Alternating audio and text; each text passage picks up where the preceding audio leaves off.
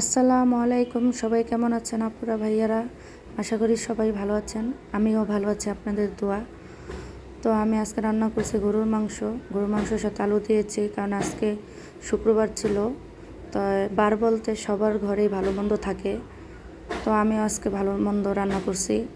আর গরুর মাংসের সাথে আলু দিলে আমার তো খুব পছন্দ, কারণ গরুর মাংস আলুটা খুবই স্বাদ লাগে আমারতে। আর আমি যে কোনো কিছুর সাথে আলু দিই, কারণ আমার আলু খুব প্রিয়। আলু জিনিসটা ছোটোবেলা থেকে আমার প্রিয়। সিদ্ধ করে খাওয়া, ভর্তা খাওয়া, তরকারির সাথে, মাংসের সাথে, মানে আলু খুব পছন্দ আমার।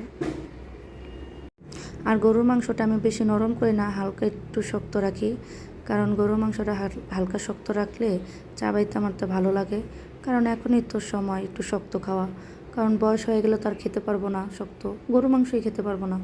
আর বয়স পাবো কি না তা বলতে পারি না, কারণ আগের মানুষ অনেক বয়স পেত, আমরা এত বয়স পাবো না, আমার তো মনে হয়।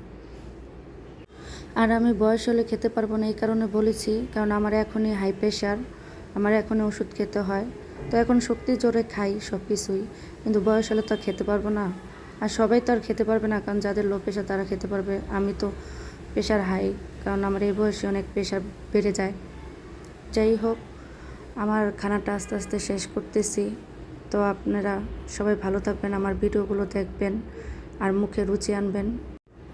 আর বেশি বেশি করে খাবেন, তাহলে স্বাস্থ্য হবেন, মোটা হবেন, গুলুমুলু হবেন, দেখতে সুন্দর লাগবো, সবাই আপনাদেরকে পছন্দ করবে যে কত গুলুমুলু হয়েছেন। যাই হোক, সবাই ভালো থাকবেন। আল্লাহ হাফেজ।